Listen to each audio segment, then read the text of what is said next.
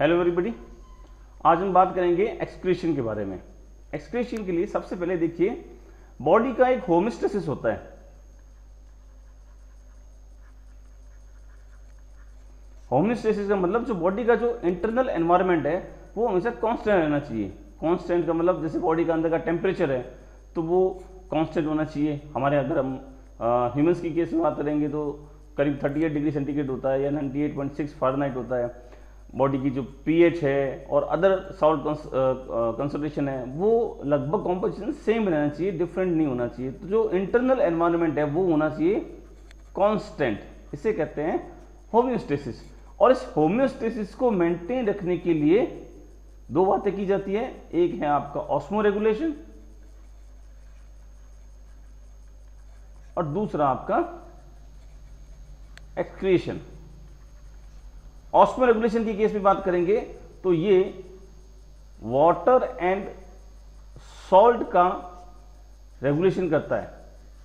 Water और salt का जो टिश्यूज हैं, जो बॉडी फ्लूइड है उसके अंदर रेगुलेशन करता है। जबकि अगर एक्सक्रीशन की बात करेंगे तो एक्सक्रीशन के केस में जो मेटाबॉलिक वेस्ट होता है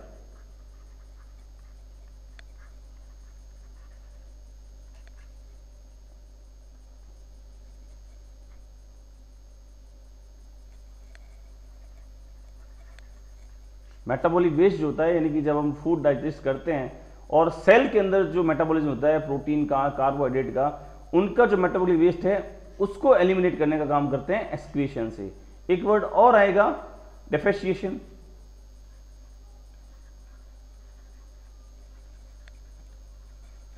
यानी कि जो मल का त्याग करते हैं, इसका मतलब हुआ कि जो अनडाइजेस्टेड फूड है इसको भी बॉडी से आउट करना है और इस तरह से बॉडी के होमियोस्टेसिस को मेंटेन रखते हैं। अब ये जो मेटाबॉलिक वेस्ट होता है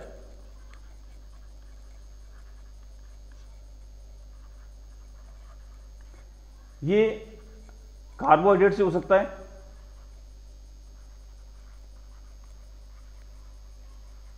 अगर हम कार्बोहाइड्रेट्स की बात करेंगे तो कार्बोहाइड्रेट्स का जो मेटाबॉलिक वेस्ट होता है वो होता है CO2 एंड H2O। यदि हम फैट की बात करेंगे तो इसका भी metabolic waste CO2 and H2O होता है। लेकिन यदि हम बात करेंगे प्रोटीन की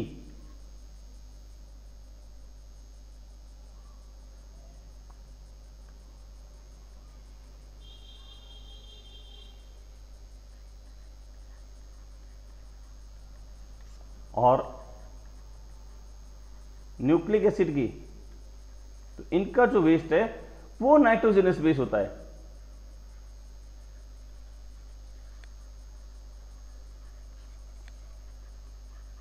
ये नाइट्रोजनस वेस्ट अमोनिया हो सकता है या यूरिया हो सकता है या यूरिक एसिड हो सकता है, कुछ केस में एमिनो एसिड्स हो सकते हैं, कुछ केस में ग्वानिन हो सकता है, डिफरेंट केसेस में। तो ओवरऑल ये मेटाबॉलिक वेस्ट होते हैं और इनको हमारी बॉडी से रिमूव करना पड़ता है ताकि बॉडी का जो मैकेनिज्म है, इंटरनल एनवायरनमेंट है, वो कांस्टेंट रहे। तो जो वेस्ट प्रोडक्ट हैं देखिए, अमोनिया। अमोनिया का एग्जाम्पल होगा प्रोटोजोआ के अंदर जितने भी एनिमल्स हैं जो कि अबंडेंट वाटर की कंडीशन में रहते हैं, एक्वेटिक एनिमल्स हैं, उनके अंदर अमोनिया का एज एक्सक्रीटरी प्रोडक्ट निकलता है, क्योंकि अमोनिया के एक्सपेल आउट करने के लिए अत्यधिक मात्रा के में वाटर की आवश्यकता होती है। तो जहां पर वाटर अवेलेबल है वो एनिमल हमेशा अमोनिया को एज एक्सक्रीटरी प्रोडक्ट रिमूव करेंगे। तो प्रोटोजोन्स में आपके अमीबा, पैरामीशियम, स्पॉन्जेस में साइकन हो गया आपका, निडेरिया में hydra, liver fluke, tapeworm, Ascaris, Nereis और अर्थवर्म। अर्थवर्म का ध्यान रखना, इसके अंदर ड्वेल मोड होता है। यदि वाटर अबंडेंट है तो ये अमोनोटेलिक होगा और अगर वाटर की कमी है, स्कैसिटी ऑफ वाटर है, तो उस केस में ये यूरिया को एक्सक्रीट करेगा। Leech, prawn, pila, some bony fishes, salamanders, tadpole of frog, ये भी स्पेसिफिक है।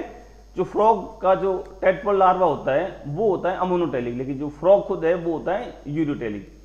क्रोकोडाइल्स, तो ऐसे एनिमल्स जो कि अमोनिया को एज एक्सक्रीट करते हैं उससे कहते हैं अमोनोटेलिक और इस प्रोसेस को कहते हैं अमोनोटेलिज्म। फिर बात करते हैं यूरिया की, तो यूरिया के केस में एस्केरिस हो गया, अर्थवर्म, देखिए अर्थवर्म मैंने आपको पहले ही बताया कि 12 मोड होता है इसके अंदर, cartilaginous fishes, shark, rays, frog, जबकि इसका लार्वा जो है वो अमोनोटेलिक होता है, मैमल्स हो गए, और इस प्रोसेस को कहते हैं यूरियोटेलिज्म, और ऐसे एनिमल्स को कहते हैं यूरियोटेलिक एनिमल्स।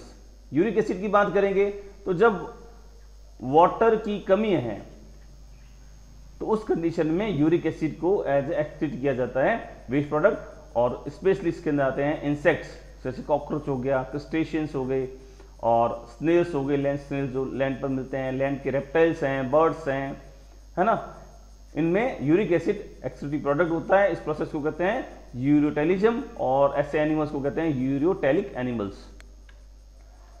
ड्वेल एक्सक्रीशन हमने बात की थी कि अर्थवर्म के अंदर ऐसा पाया जाता है, लंग फिशेज के अंदर, जिनोपस ऑफ जो अफ्रीकन टोड है इसके अंदर भी, क्रोकोडाइल के अंदर भी ऐसा होता है कि वो वाटर के अंदर अमोनिया का एक्सक्रीट करता है, जबकि जब लैंड पर होता है तो वो यूरिया को एक्सक्रीट करता है।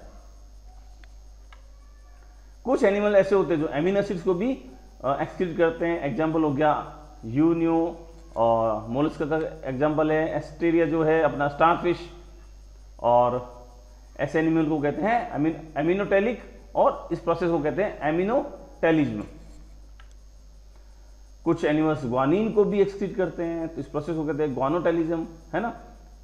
और कुछ ऐसे एनिमल हैं जो कि जैसे टीलियोस फिशेज हो गई, और मोलस्का और क्रस्टेशियंस है, वो ट्राईमिथाइल अमीन ऑक्साइड TMO की फॉर्म में एक्सक्रीट करते हैं। अमोनिया को मिथाइलेशन करके ट्राईमिथाइल अमीन के रूप में कन्वर्ट किया जाता है, और फिर उसका सब ऑक्सीडेशन होता है तो वो TMO बनाता है, और इस फॉर्म में एक्सक्रीट किया जाता है अमोनिया को।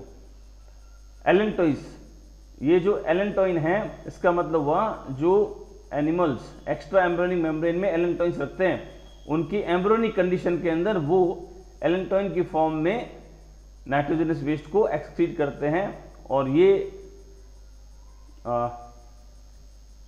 जो एनिमल्स हैं वो जनरली एमनियोट के अंदर आएंगे, जैसे रेप्टाइल हो गया, बर्ड्स हो गया, मैमल्स हो गया, इनके अंदर एम्ब्रियोनिक कंडीशन में, ओनली इन एम्ब्रियोनिक कंडीशन ये इसे एक्सक्रीट करते हैं, और एलेंटोइंस जो है उसके अंदर ये इसको स्टोर करके रखते हैं। फिर केराटिन की बात करेंगे। Keratin is the instant source of energy in muscles, तो मसल्स के अंदर केराटिन स्टोर करके रखा जाता है, लेकिन कई बार कुछ एबनॉर्मलिटी होती है तो उस केस में केराटिन का भी एक्सक्रीशन हो जाता है। क्रेटिनिन जो है वो एनहाइड्रेट फॉर्म ऑफ क्रेटिन होती है, और कुछ स्पेशल डिजीज जैसे मस्कुलर डिस्ट्रॉफी डिजीज होती है उस केस में यूरिन में इसका अत्यधिक मात्रा में एक्सक्रीशन किया जाता है। बाइल पिगमेंट की बात करेंगे जो कि हीमोग्लोबिन के ब्रेकडाउन से बनते हैं, बिलिरुबिन, बिलिवर्डिन, ये भी एक्सक्रीटिव प्रोडक्ट हैं, इनका एक्सक्रीशन किया जाता है ना। और यदि हाई लेवल पे ये बिलिरुबिन हो तो जॉन्डिस कॉज करता है। हिप्यूरिक एसिड कुछ मैमल्स के अंदर एक्सक्रीट किया जाता है।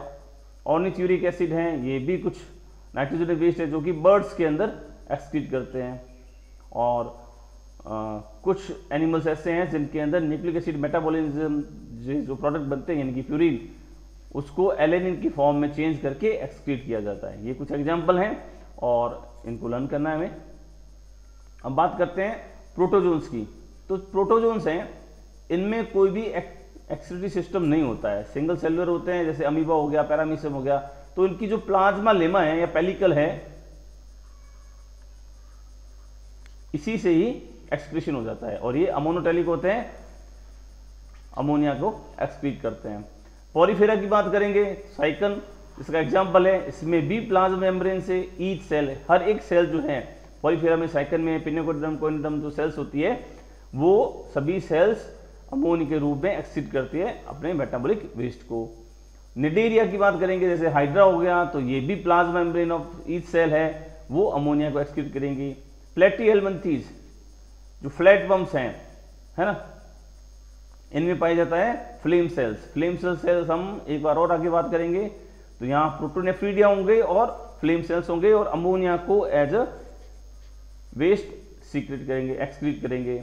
निमेटोहेल्मिन्थीज यानी एस्केरिस की बात करेंगे, तो एस्केरिस में एच शेप्ड होती है आपकी रेनेट सेल्स या जाइंट सेल्स भी बोलते हैं, और ये अमोनिया और यूरिया का सिक्रेशन करती है।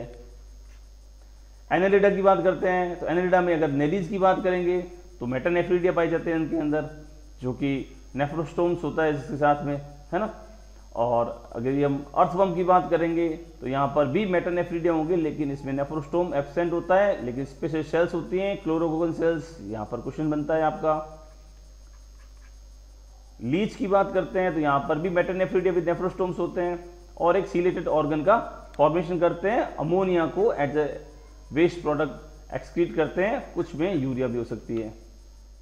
फिर हम बात करते हैं ऑर्थोपोडा की। ऑर्थोपोडा में क्रे, फिश, प्रॉन एंड इंसेक्ट, इनके अंदर स्पेशल है एंटीनरी ग्लैंड या ग्रीन ग्लैंड। ये क्वेश्चन आते हैं, इंपॉर्टेंट है, इनको हमें याद रखना है। मेल इंसेक्ट्स की बात करेंगे तो मेल पीकिन ट्यूब्यूल्स हो जाएगी, नेफ्रोसाइट्स हो जाएंगे। और इंसेक्ट्स जो हैं वो यूरिक एसिड का सिक्रेशन करते हैं, जबकि क्रे, फिश और प्रॉन है वो अमोनिया का सिक्रेशन करते हैं। सेंटीपीड और मिलीपीड की बात करेंगे तो यहाँ पर मेल पीकिन ट्यूब्यूल्स होगी। स्कॉर्पियन, ये फिर स्पेसिफिक है, स्कॉर्पियन एंड स्पाइडर जो है इनके अंदर मेल पीकिन ट्यूब्यूल्स होती है, कॉक्सल ग्लैंड्स होती हैं। और हिपेटोपेनक्रियाज जो नेफ्रोसाइट्स जो होते हैं स्कॉर्पियन में, ये भी एक्सक्रीशन का काम करते हैं। यहाँ पर है ये ग्वानिन और कुछ केस में यूरिक एसिड और जेंथीन का एक्सक्रीशन करते हैं। पेरिपेटस की बात करते हैं तो यहाँ पर metanephridia, coxal gland and slime gland and anal glands present होते हैं। ये जो एग्जांपल हैं ये इंपॉर्टेंट है, इन्हीं में से क्वेश्चन आते हैं। लिमुलस यानी कि किंग क्रैब, इसके अंदर भी कॉक्सल ग्लैंड्स होती हैं। मोलस्का की बात करते हैं जिसमें यूनी और पाइला आता है, तो इनके अंदर अब किडनी प्रेजेंट हो गई है। किडनी के अंदर स्पेसिफिक ऑर्गन है जिसे कहते हैं ऑर्गन्स ऑफ बोजिनस और कैबर्स ऑर्गन। और ये अमोनिया को एक्वेटिक मीडियम में और यूरिक एसिड को लैंड कंडीशन में एक्सक्रीट करते हैं। अगर हम इकाइनोडर्म की बात करेंगे, इकाइनोडर्मिटा स्टारफिशेज, तो इनके अंदर कोई भी स्पेसिफिक एक्सक्रीटरी ऑर्गन होता ही नहीं है। ट्यूब फीट जो होता है या डर्मल ब्रैंकी जो होते हैं वहां से इनके अंदर एक्सक्रीशन होता है अमोनिया का। हेमिकोडेटा की बात करेंगे यानी कि बेलेनोग्लोसस, तो यहाँ पर ग्लोमेरुलस से एक्सक्रीशन हो रहा है। अब आगे हायर फाइला की बात करते हैं। कोडेटा, कोडेटा में यूरोकोडेटा, सिफेलोकोडेटा एंड वर्टिब्रेटा। तो यूरोकोडेटा में जो हड्मानिया है यहाँ पर पाई जाती है न्यूरल ग्लैंड। और सिफेलोकोडेटा में एम्फियोक्सिस, इसके अंदर फेरेंजियल नेफ्रीडिया पाए जाते हैं। ये इंपॉर्टेंट है, इस पर भी क्वेश्चन बहुत बार आया हुआ है। हैशटैग जो नेफ्रीडिया है वो किसमें पाई जाते हैं, एम्फियोक्सिस में पाई जाते हैं। सोलिनोसाइट्स और फ्लेम सेल्स, ये मैंने आपको पहले बताया था। फ्लेम सेल्स फ्लैटवर्म में पाई जाती है और यहाँ पर भी फ्लेम सेल्स प्रेजेंट है।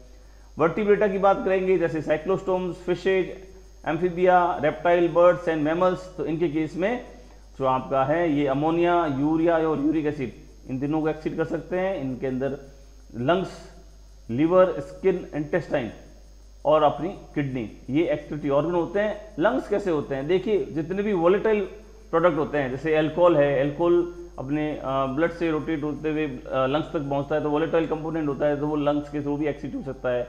लंग्स के थ्रू वाटर का एक्सक्रीशन किया जाता है जो एयर को मॉइस्ट करने के लिए करते हैं। CO2 का एक्सक्रीशन कौन करता है, लंग्स करते हैं, ठीक है ना। इस तरह से एक्सक्रीशन होता है।